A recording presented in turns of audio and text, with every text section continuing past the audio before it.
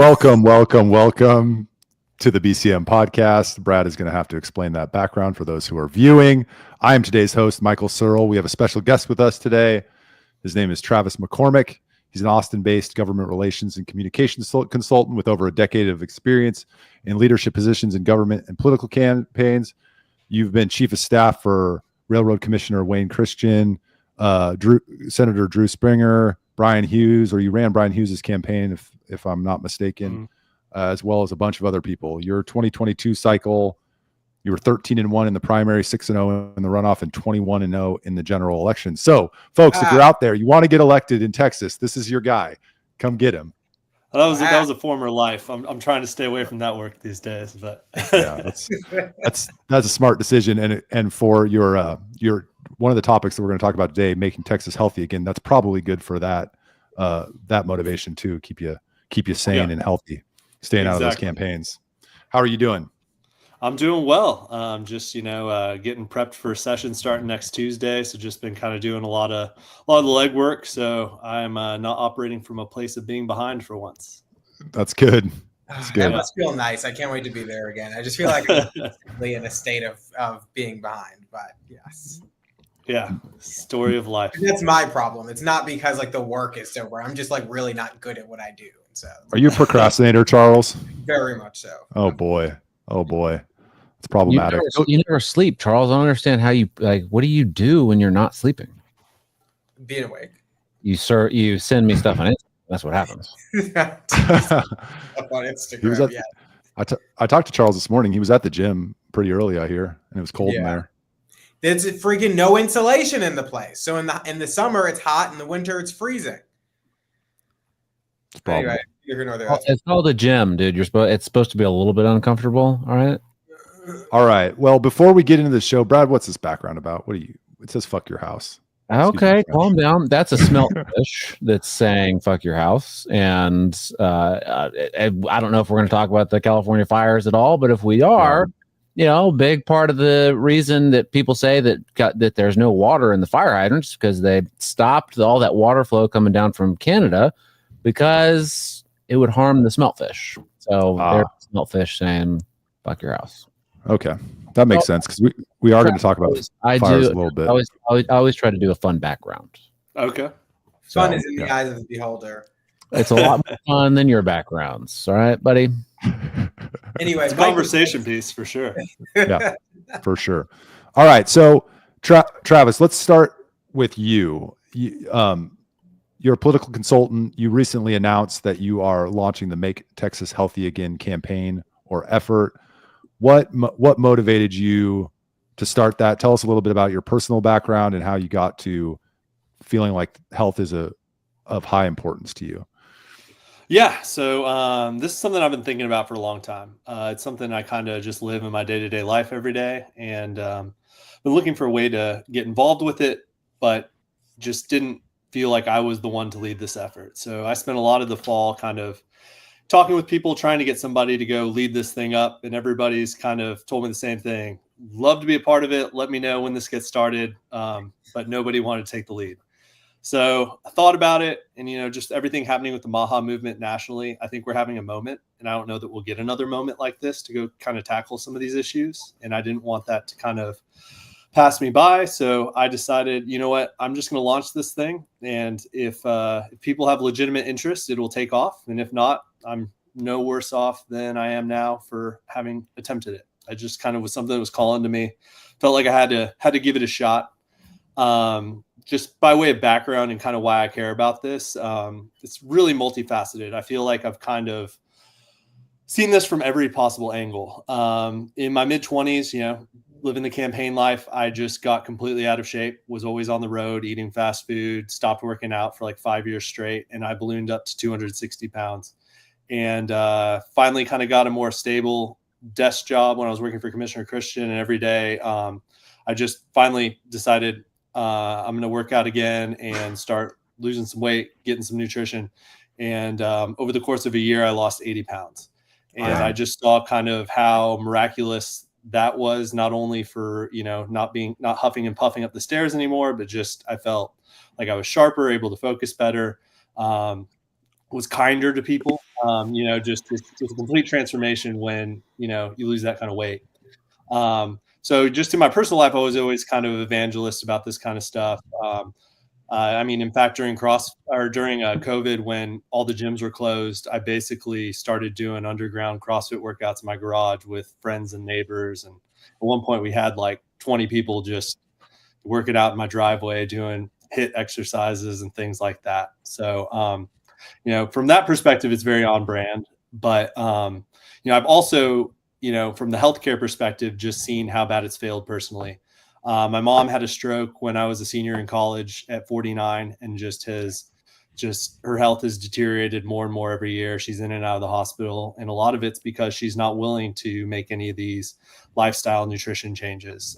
It's just always another medicine, another, PT that she's not going to do or follow up on. And then a couple of years ago, my dad passed away from a late diagnosed lung condition. And, it was one of those things, I just saw him get strung around through the referral system. And by the time he got where he needed to go, it was too late, caught pneumonia, and passed away in the hospital 2 weeks later.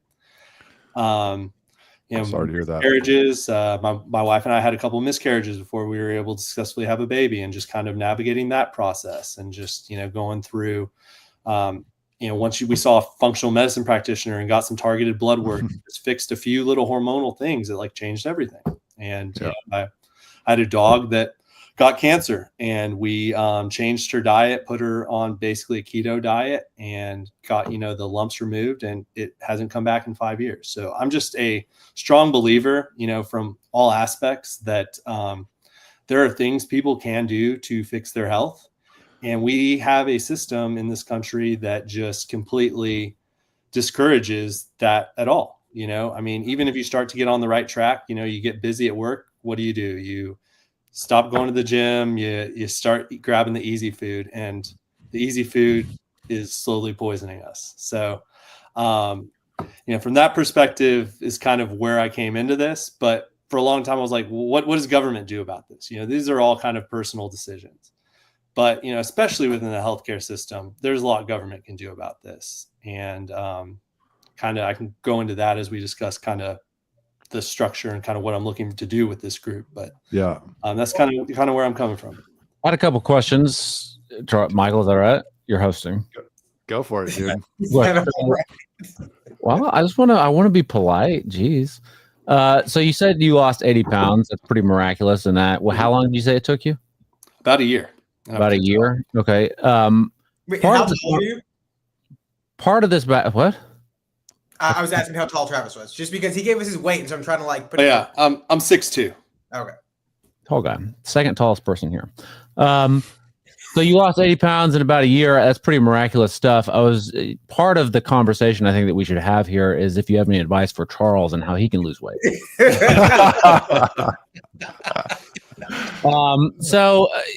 You talked about sort of your mom and, like not wanting to do those lifestyle changes, stuff like that. I think it's pretty common with that generation. I'm not sure how old your mom is, but I suspect she's probably about the same age as my mom. And I'm not pointing fingers at my mom necessarily, but a lot of people in that generation just sort of say like, this is the way I've always eaten. This is what it's always been fine. My parents were fine, whatever. And they just really push back so hard on these simple changes. What do you think that is?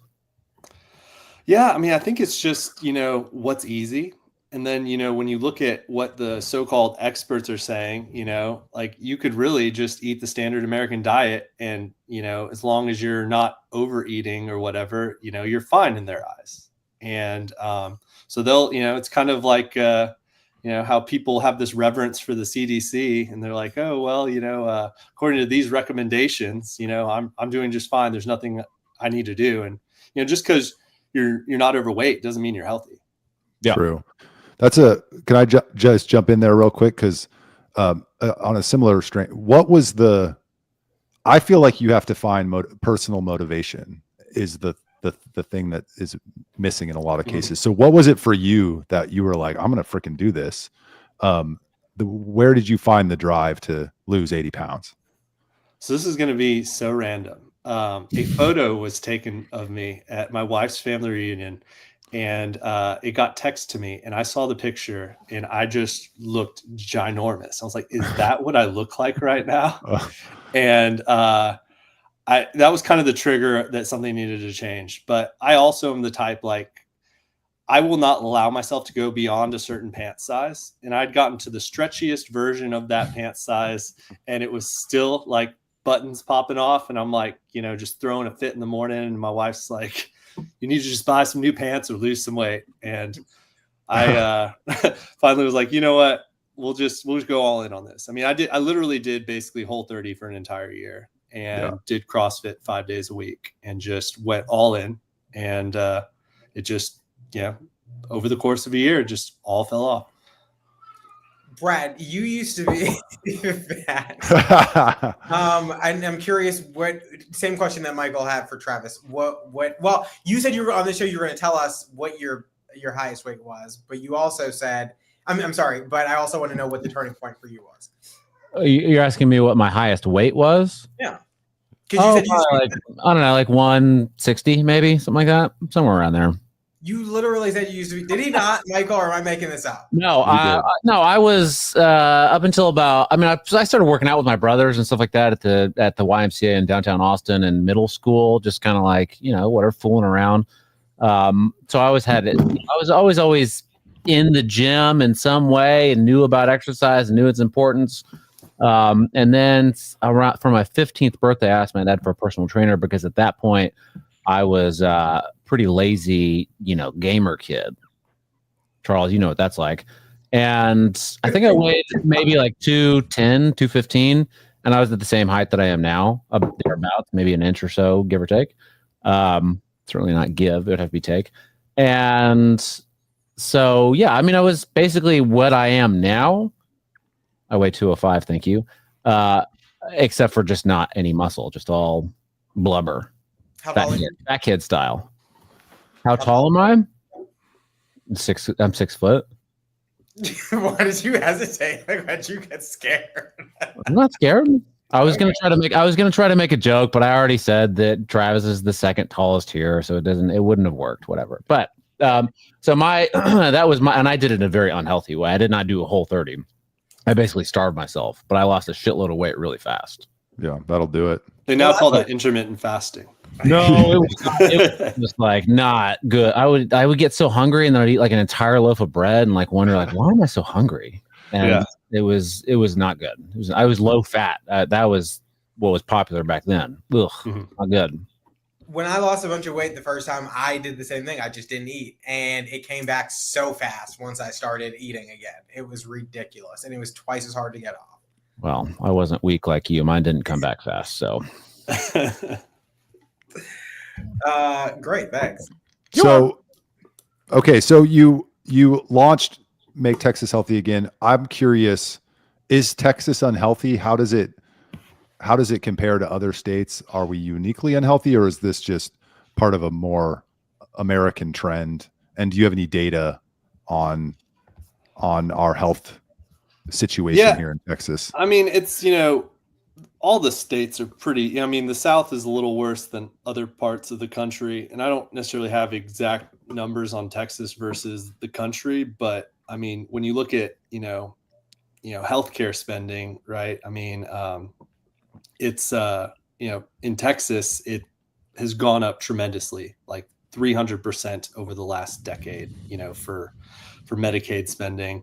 I mean, this stuff is getting completely out of hand. But I mean, over the last 50 years in the United States, we've gone through from a 14% obese population to 42.8%. Diabetes has gone from, there were 1.5 million with diabetes in the 60s to now 37 million today. Like, when you just, and that's part of what I want to do with this is like get all of these numbers and some charts on some papers and just go have meetings at the Capitol. And I mean, when you look at just the hockey graph of just how all this stuff has grown, like no one can deny there's something going on here. And, there's a lot of reasons, but almost all of them come down to we're way more sedentary. We don't move a lot, and we're eating food that has almost no micronutrients in it. And we're, primarily eating, refined carbohydrates, processed foods, and there's just no denying that. Yeah. So I'm going to get a little ahead, but I'm Senator, I don't know, let's say Kevin Sparks, just because he's Texas Senator Kevin Sparks. He's one of the more conservative members of the Texas Senate. And Travis comes in with Charles Blain. They're like, we got to make Texas healthy. And his response could be, well, we're conservatives. What role does the government have in making you make better lifestyle choices? It reminds me of that Ron Paul video, which I wish I had teed up, but it was like, he was talking about drug legalization, and he's like, you look a little overweight. Should the government put you on a diet? Kind of thing. So how do you respond to conservatives who are like, well, the government doesn't have any role here to make sure people are healthy? How do you respond to that line of questioning or criticism? Well, what I think is unique about this issue is I don't think of this as a partisan issue. I really think it's one of the few things nonpartisan that can kind of unite. It's kind of establishment versus reformers versus conservative versus liberal. And there's a lot of, Brian Hughes has filed a bill basically to do away with a lot of the bad stuff in school lunches. Some of the chemicals and additives there. I mean, he's about as conservative as it gets. Yep. But I think, my response, on the conservative side is this isn't free market when, it's almost, there's a few large corporations and they're in control of everything. I mean, I think where I've come, in my view of the world is it's not even about big government anymore. It's about big, whether it's big government, big tech, big business, big food, big pharma. When systems get too big, they don't care about the individual anymore. It's impossible to know that many people. So, part of the, 50 years ago, you knew who your doctor was. They knew who you were. You knew each other's kids' names. You lived in the community with your local butcher. You could kind of trace where your food came from. And now we just throw all of the ingredients into a mill, process it together, and kick it out into these, Frankenstein foods that really have nothing to do with health. So, I mean, I don't think every member is going to support everything we do, and that's totally fine. But cobbling together a coalition of folks within the legislature, if Sparks wants to work with me on drug affordability and Hughes wants to work with me on the food, and we're able to get, 18 votes in the Senate and 77 in the House, so that's good enough for me. Like, let's try and cobble together the coalitions we can on each of these issues, almost in a piecemeal way. If we have someone that's for everything, great. They're going to be our champion. They're going to be our go-to person. They're going to go kind of be the person that's our cheerleader behind the scenes, whipping votes for us. But, I fully intend on just going in here, trying to find friends and where we can find things to agree on. The enemy isn't each other in this. The enemy is these large establishments that don't care about the individual. So what is the Santo? I have a question, Brad. Sorry. I spoke first, but that's okay. I'll graciously give you your time, please. Sorry, Travis, I should have told you. They're kind of like a married couple who bicker at each other the whole show. So I should have warned you. And you're the therapist that doesn't help us. Thank you. That's true. Go ahead, Charles.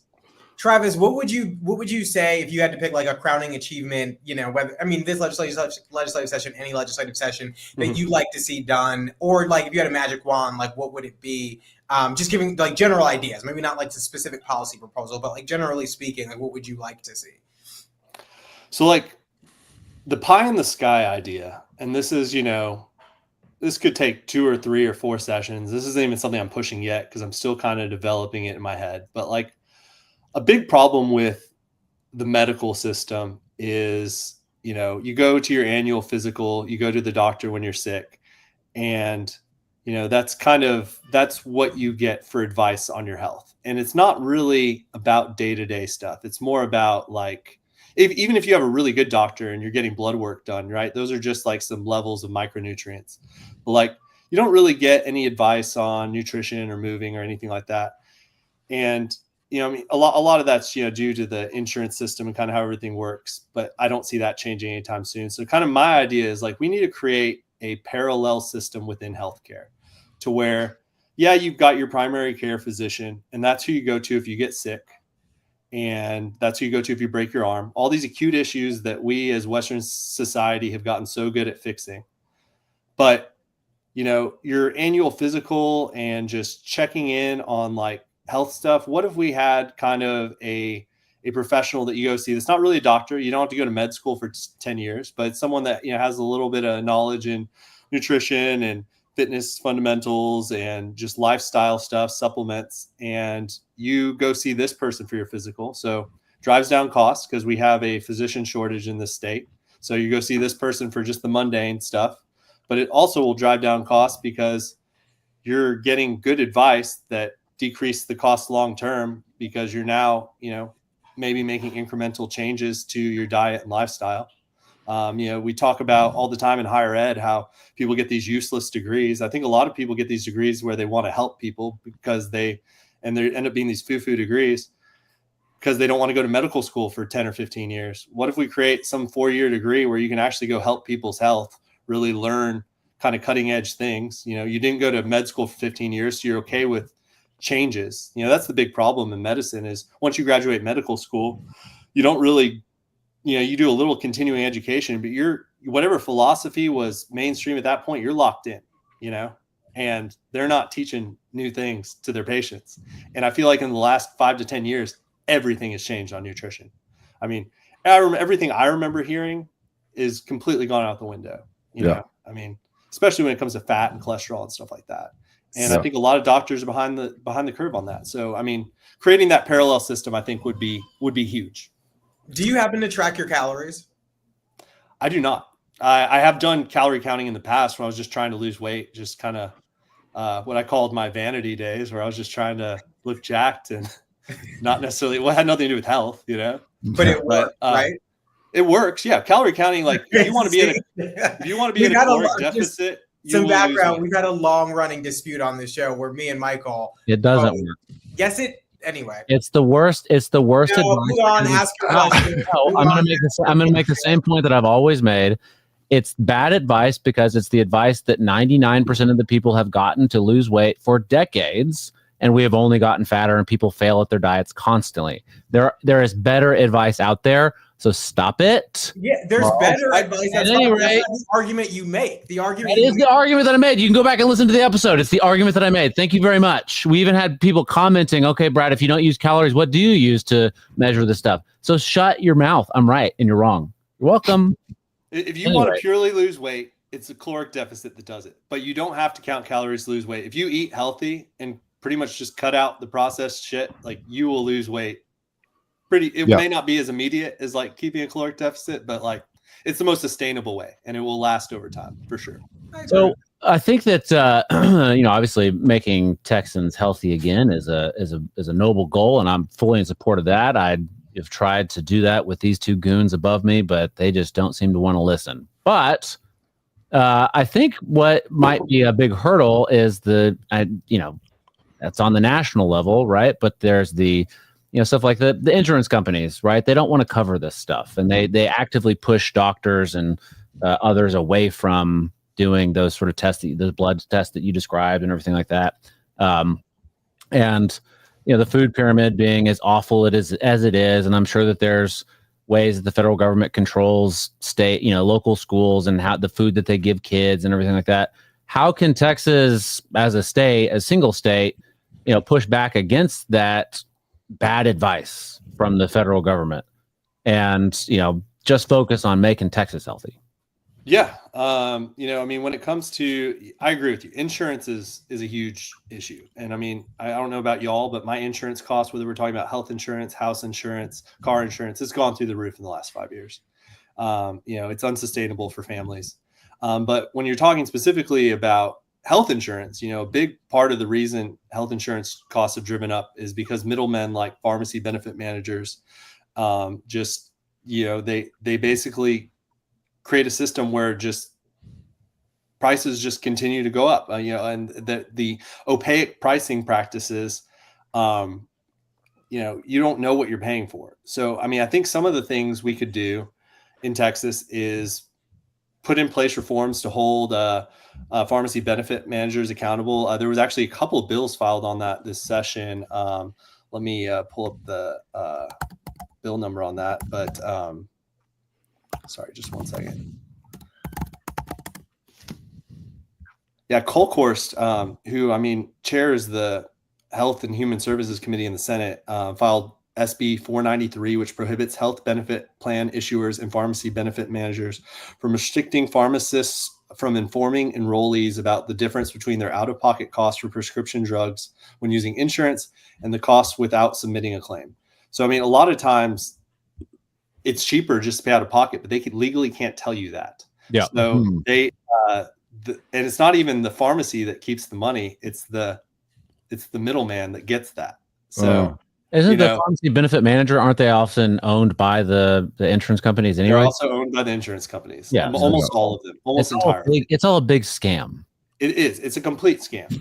And that needs to be completely reformed. And just the fact that Colkhorst filed that is very encouraging. She's at least looking into it. And that's the kind of stuff, we're going to go testify and go support and try and drum up support for. And just also, some transparency on a lot of this stuff. I know a couple of bills were passed last session. Caroline Harris and Brian Hughes passed some on, basically requiring hospitals to give you an itemized bill. I think a lot more transparency and itemization throughout healthcare needs to be passed. I think we need to do a complete audit of everything that we can do with that, just so people get that. A lot of times they're like, well, why do they need an itemized bill? Insurance is paying for it. Well, insurance pays more, then you pay more on your premiums. Like this isn't magic money that doesn't come from somewhere. Like somebody's paying for it. And at the end of the day, it's all coming back on the consumer. Yeah. So Charles, did you want to say something? But not about this. So you can go ahead. I'm taking a tangent too. So my perspective on this, and these two goons always argue with me, is like there's two things, maybe a third one. I'll throw it out there and see if I get accused of being a communist for this last one. But there's two things I think the government can do. They can provide people with good information, which they're not doing currently. And I don't know what capacity Texas has to do that, but provide people with real information about the food they're eating. That's the first thing. That's what the CDC and the FDA are supposed to be doing. They're not doing it. So could Texas do that for the nation? That's a question. And then second, subsidies. The reason a lot of this unhealthy food is so cheap, and people, you call it easy food or something like that. The reason it's so accessible and so cheap is because we the U.S. government, I don't know about Texas, subsidizes the crap out of this stuff so that can be mass produced and that it's really cheap at the grocery store.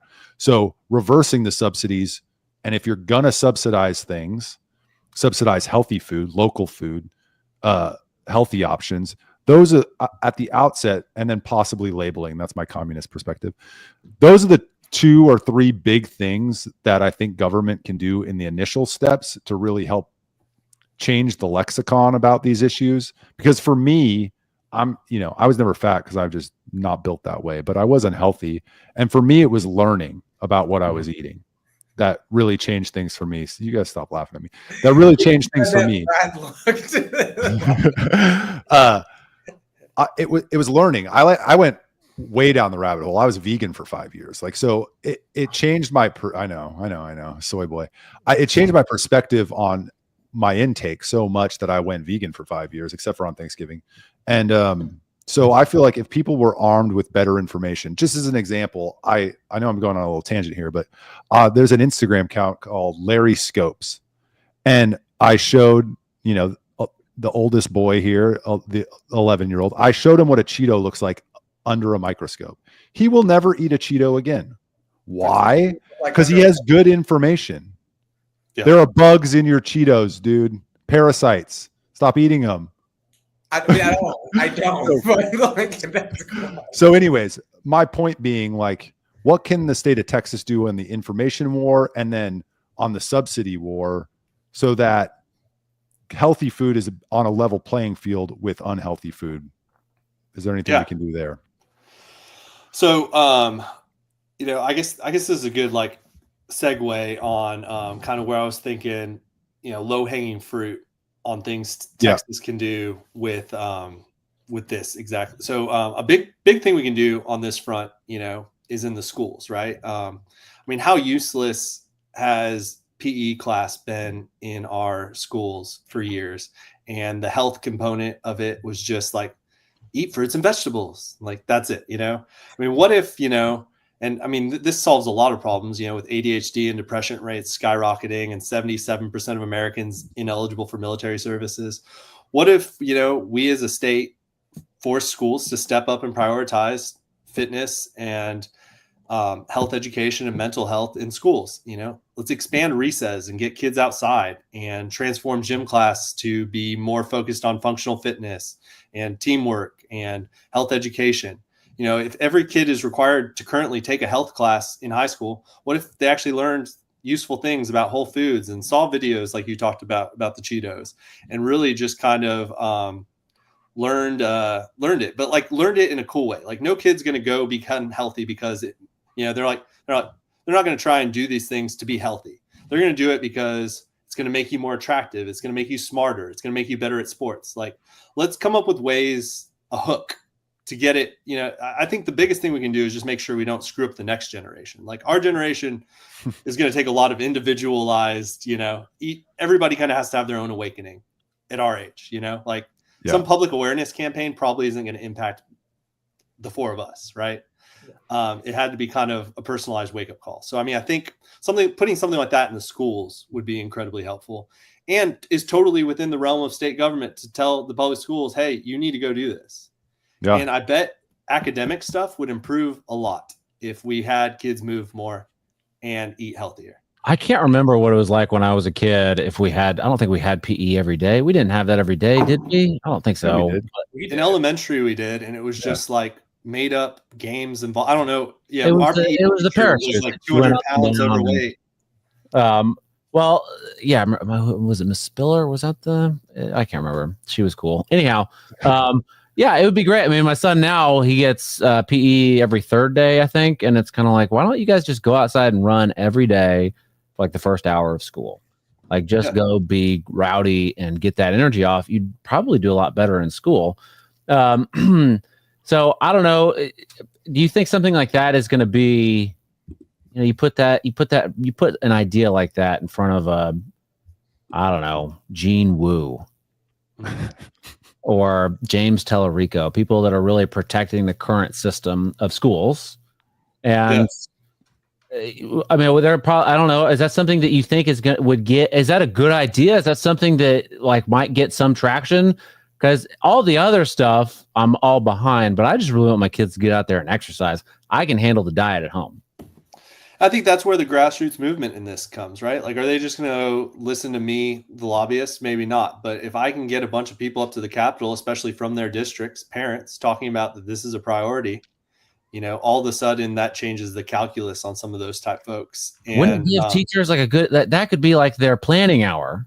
Yeah. I don't understand why teachers would oppose this. I mean, I don't understand why anybody in their right mind opposes it. Like, I mean, it's stinky kids in their class, I guess. Yeah, maybe. I mean, it makes so much sense.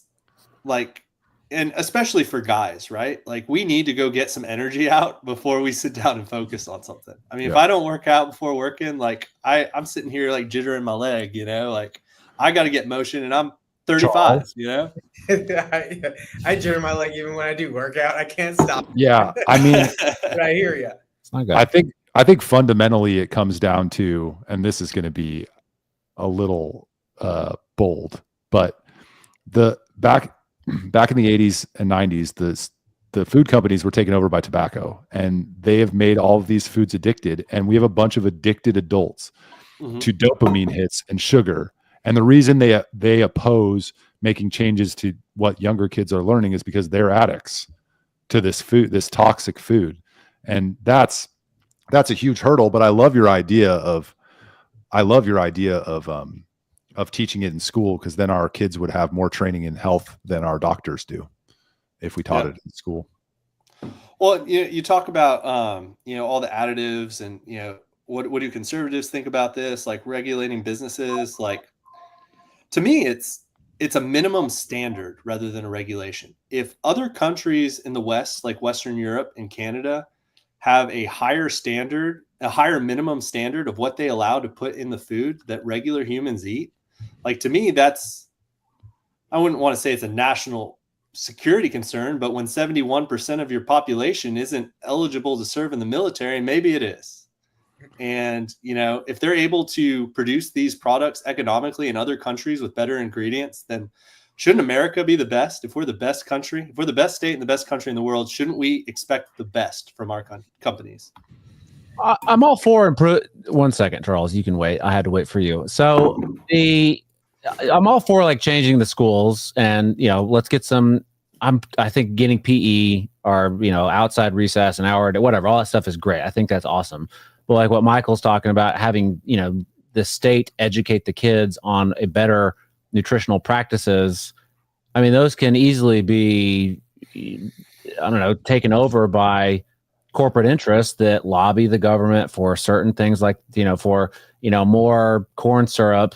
That's probably hopefully that goes away at some point. But I don't know, more carbs, right? And less healthy, more trans fats, more vegetable oils. More pizza. Mr. Gaddy's goes in and lobbies the government for more Mr. Gaddy's in schools, and we get more Mr. Gaddy's in schools.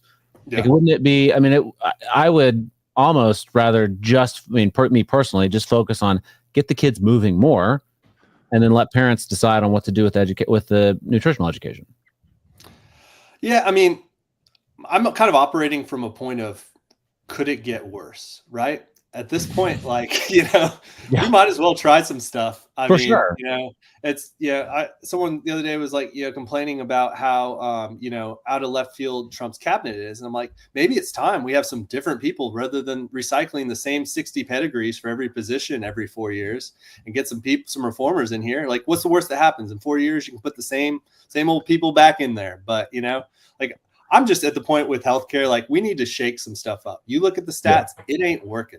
Yeah. And, I think, there's always the chance that someone's going to corrupt one of these, but I mean, I think that's where people like us, where it comes in for us to go make sure we're lobbying the legislature to make sure that doesn't happen. I'm sorry, go ahead. I was just quick response to Brad's point. Brad, the state already mandates curriculum. As part of the curriculum, it could be, and the state could put parameters on the types of healthy eating habits that are required to be taught. Yes, it's corruptible for sure. Anything in government is, but it's better than what we have now, which is nothing teaching them. What they learn about food is, this gives me a dopamine hit and I want more of it. That's about it. Right. I'm thinking like Monsanto goes in and they wrote the curriculum and they're pushing their agenda on the kids. And then the kids, they're taught that the person at the front of the room is the authority on all of this, on everything. And you need to listen to them and pass their tests. And if you do pass their tests, then you're doing great and you know everything you need to know. And so then it gets ingrained in them that this Monsanto, as in this example, this Monsanto view of health is, why would I change this? I passed. I got an A+ in all of my health classes. You know what I mean? That's what we have now. Let's let Charles jump in, though. Yeah, maybe I can speak. Who's Charles again? A word on this podcast for a second. One, we need to bring back the presidential fitness test. I think. But no, to Michael's point about parameters, it made me think of Briscoe's bill. I think he filed it again this session. He filed it a couple sessions ago to prohibit SNAP benefit recipients from using their SNAP benefits for processed food and things like that, which, and I told Briscoe this, I don't necessarily agree with it. I mean, I get the idea. I do get the idea, but I also think that in a lot of communities where you don't have like a near supermarket, you're running to this like small store that sells an apple for like $3, or you get like a bunch of Top Ramen and you need to feed your kids. And so like, I get the idea behind that. But I don't know how to fix that problem without punishing people who are in situations like food deserts or food desert similar type situations. But I do think putting parameters on government benefits is a great idea. And that's certainly a good way of flexing government muscle to implement better standards if they're going to do it anyway. Well, I saw that. I think Mays Middleton filed it in the Senate. I mean, I don't. Those are some great points on, and that's the thing. Everything you do has positives and negatives to it. And I mean, maybe that forces the market to start providing some healthier stuff in those areas because they know there's a lot of people on food stamps that they're going to have to now cater to. Yeah. We Yeah. What do provide you think about seed oils? I mean, I generally in my house I only use grass-fed butter and olive oil and avocado oil. But I don't eat out a ton, but like when I'm having to do work stuff, I just try and kind of it's so out there in the wild. I don't know how I can avoid getting it like in my out and about if I'm out eating stuff. So I mean that's kind of how I mitigate it in my own life. I think they're probably bad for you. I don't know that it is, I still think processed refined carbohydrates are the ultimate devil, which have a ton of seed oils in them, I'm sure. But It's okay. I'm not anti-seed oil. My favorite oil is canola, but these two are. Oh God, your favorite I avoid them as much as I can, I know. but it's one of those things like I'm trying to, and that's another thing I'm trying to do with this. I'm trying to make it like practical. Like when you get to the point where you go so down the rabbit hole, which I'm guilty of doing a lot, and you're like afraid to touch a receipt because you might get a microplastic absorbed into your skin. Like that's not practical for the average Texan. So like, I'm trying to like think of, would it be nice? Like if, restaurants cooked with better oil, sure. But that may, I think as people become more educated, the market continues to shift that direction. There's so many more places to go eat better food than there were 5 years ago. Yeah. This question is directed at Charles. How can canola oil possibly be your favorite oil? Even if you don't believe that seed oils are bad for you, why canola oil? Well, favorite is subjective, so I guess it's because I really enjoy canola oil. I asked why. I didn't say that it can't be. I said why is It's robust flavor and high smoking it? point. It does not have a robust It flavor. does have okay. If you don't even use canola oil, so you're gonna sit here and argue with me about canola oil? You think I've never used canola oil? When was the last time you used it? I mean, I care about myself, so it's been a long time since I've used it at home. Hey, Travis, I have a question. Michael was bringing up an Instagram account, and this reminded me of this. I guess what was it that you brought up, Michael?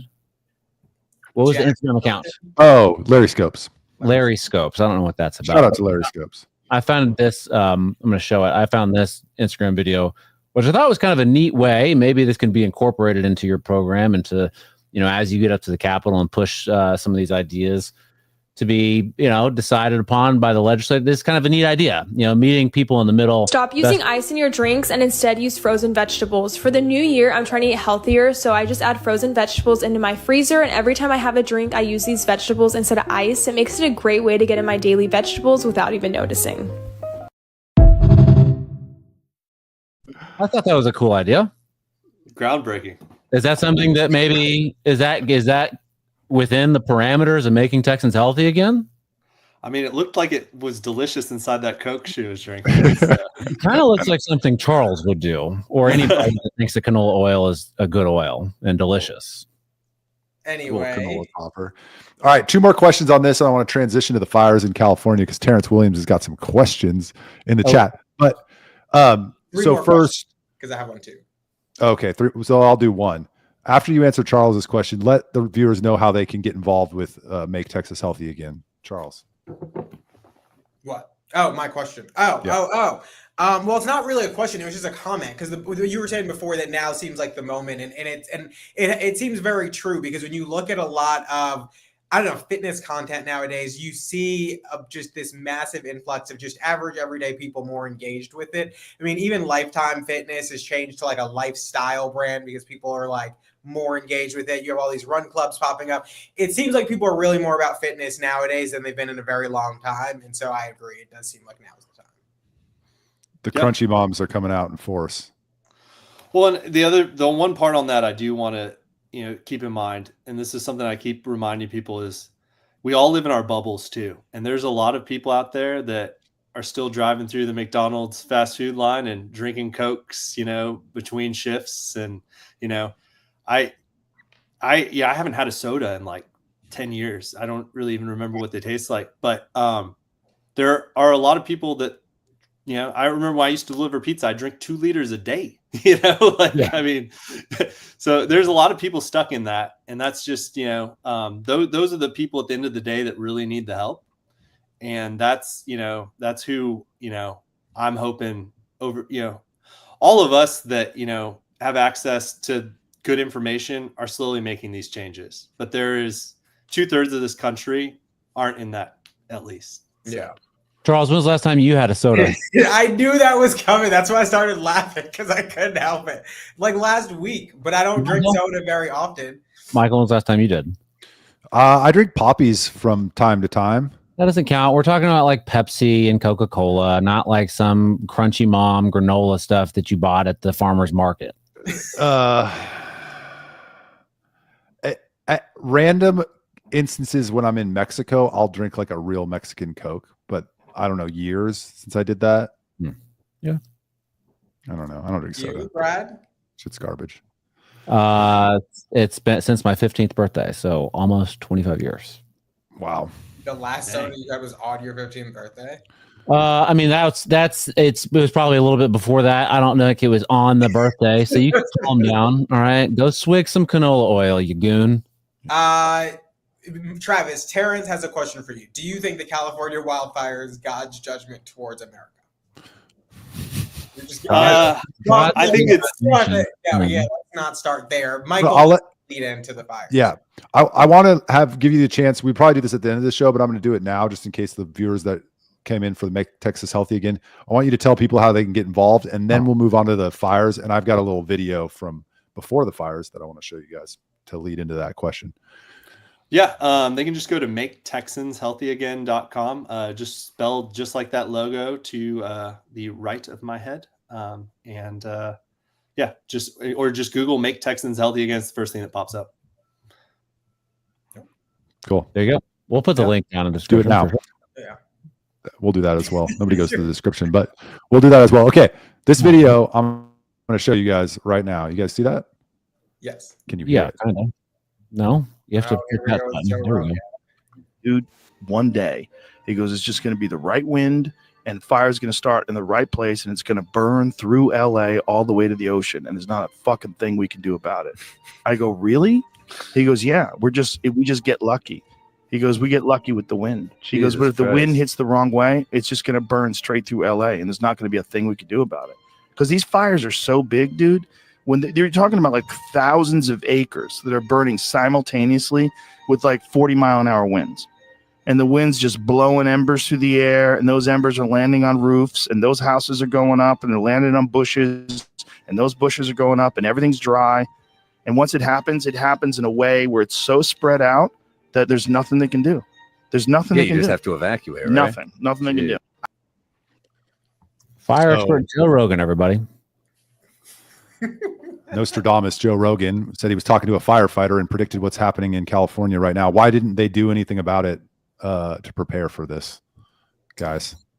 Well, I can show you this video. I think it's kind of interesting. A lot of people, this did some rounds yesterday on Twitter, X. I apologize. Elon, share the screen. There we go.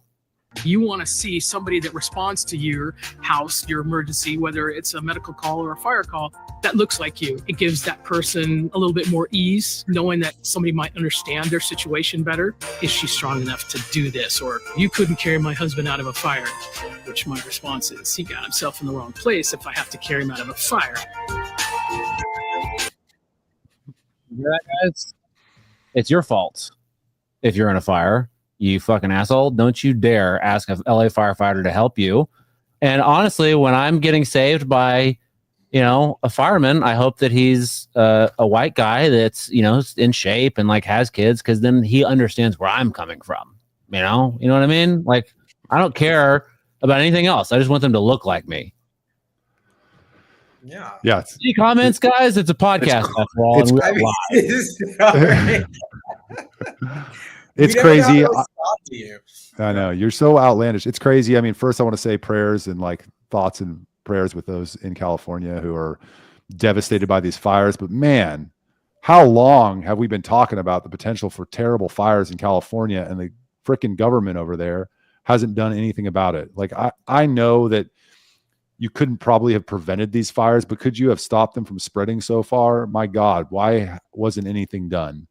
Well, it's worse than that because they've been having these fires for years. Yeah. And on top of that, the mayor cuts the budget to the fire department. I know. You're having constant fires, and that's the line item you decide to cut. I mean, it's crazy.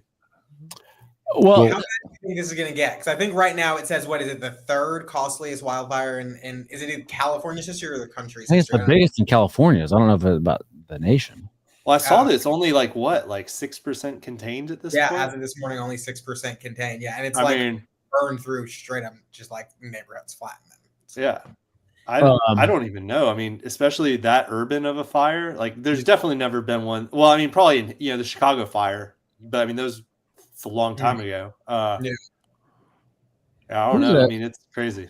Here's a picture of the Palisades, and I don't know. That looks kind of dense to me. I feel like their minimum lot sizes are a little bit off. Don't you think? Also, this fish, not only is it a smelt fish, it's a yimby fish. So, what's wrong? Nothing. I think that this is that lady that I played. That's the assistant fire chief. What's her face? Christine Larson. And a lot of people are saying that it's pure abject evil what she said. And I didn't get a lot of evil from what she said. I mean, her actions, what she's saying, I think those are, but I don't think she's feeling it. I feel like evil has to come from within. Like there's an intention behind it. And I don't know if her intentions are really bad. Did you get that? What part of what she said was? I mean, if you get. I'm sorry, I'm not. We're not gonna prioritize your ability to do the job. We're gonna prioritize your what you look like, so that you can look like the people that you work with. And I guess if you're black and you there's a white person, you don't go help that person because they're not gonna understand. They don't speak the same language. That is what she was saying, but that's fine. And then also saying if your husband's stuck in a fire, well, I can't. It's not my fault. It's his fault. Right, and I'm not gonna. What am I supposed to do? Again, seems like another argument for Maha. If he would just get healthy, then he could get carried out of that fire. Yeah. Jeez. Yeah. What do you bare hands if he was healthy enough? Yeah. That's right. What do you see? What are you tracking going on there in California, Travis? I mean, I know there's a lot of finger pointing at people, and it's just terrible what's going on. But this is just an example of DEI gone too far, isn't it? Yeah, I mean, that seems like a big part of it. And, just the fact that, it's also kind of environmentalism gone wrong because they're terribly afraid of controlled burns and don't do brush clearance to keep things, closer to the earth or whatever they're reasoning for.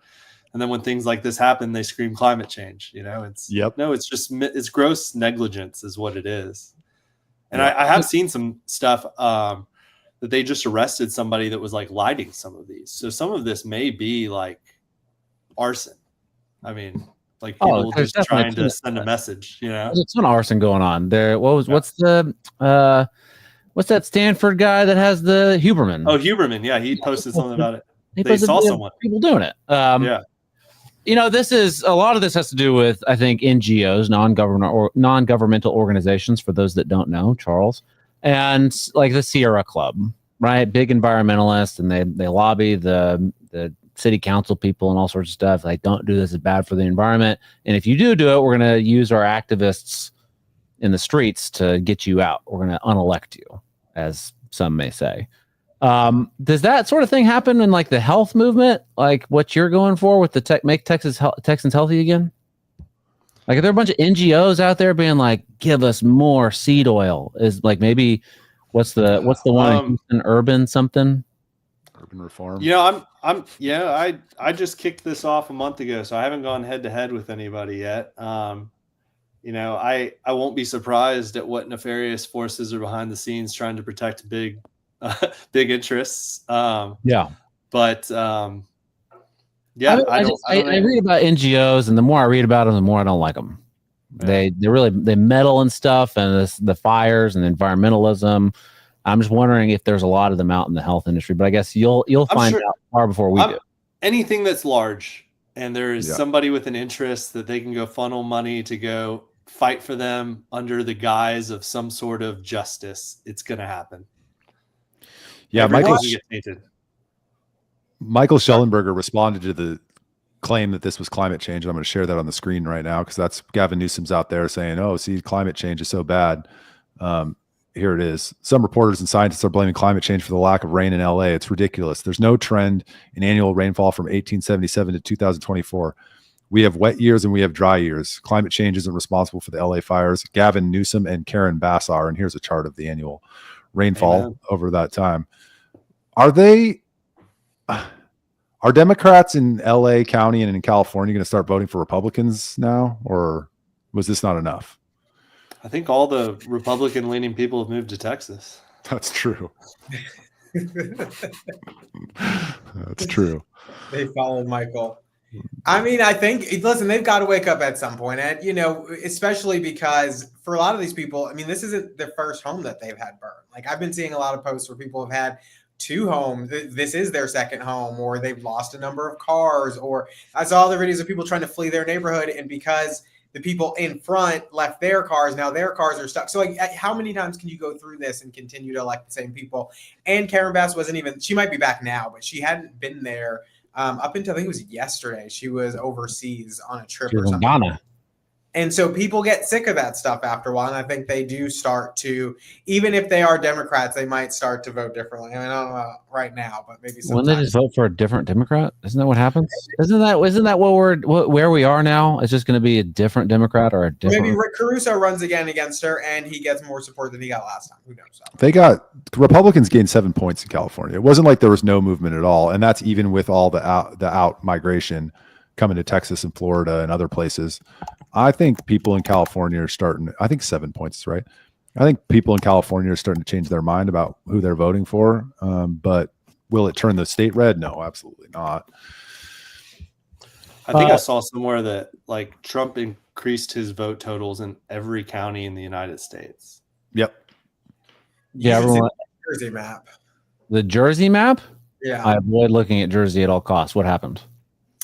Anyway, Travis, I want to ask another question about the health thing. I was going to ask him a question about the health thing. Huh? I was going to ask him a question about the health thing. Well, good. Then wait. As someone who's kind of gone through this, you know, for years, if you had to give people like one tip of a lifestyle change that you would recommend everybody do, for people who aren't kind of aware to do, what would it be? Cut out processed foods. Okay, and easier. But defining what processed food, I think a lot of people don't know what that is. The way I see it is, if it isn't a meat, vegetable, or fruit, you probably don't want to be eating it. There you go. That's fair. I mean, I would say it's not easy, but it's simple. Yeah. Dairy? Dairy? Well, I mean, I consider that under meat. Okay. Yeah, I'm not a big dairy guy, but I do put it on occasional things if it's high quality. Animal products. How do you feel about wild caught fish? Wild caught fish is great. Good. Because I got the game warden caught me. I was fishing down at Lady Bird Lake here in Austin, and I caught a bunch of fish. Some large. I was gonna eat them because wild caught. I thought that was good. But the game warden caught me, and I'm wondering if maybe part of making Texans healthy again is maybe they can stop. You know, I'm just trying to be healthy with my wild caught fish. Uh-huh. And the Texas game warden's over here stopping me, and I can't be a healthy Texan if I can't go out there and catch some fish in Lady Bird Lake. Yeah. Well, you made sounds like you need to be sneakier. I do need to be sneakier. That's right. Hell yeah. Maybe we'll do a night trip one day. Charles, what were you saying about me? I was going to say you made someone else healthier because when they. Oh, I'm sorry. I can't hear you. You asshole. Oh boy. Anyway. What were you saying, Charles? I was saying when they seize them, they donate them to someone else. So someone else is healthy now, at least. I'm not eating any fish out of Lady Bird Lake. If there's a glow, you must throw. That's the motto for fishing in Lady Bird Lake. I ate food out of the Hudson River. I'm sure Lady Bird Lake is cleaner than that. That explains a lot about you. Ugh. Really? Isn't Lady Bird Lake where we put our wastewater? Yes, treated wastewater. If there's a glow, you must throw. Yeah, no, thank you. Not fishing in the poop water. Thank you very much, though. All right, you guys got anything else for Travis? No. No, I just wanted his final that tip, which I think is a great one, actually. Yeah. Well, thank you, Travis, for joining the show. We're at an hour here. We're going to close up. Please share this episode with your friends, family, moms, dads, crazy uncles. Subscribe to the channel below, and we will see you next week. See you Thanks, next guys. week.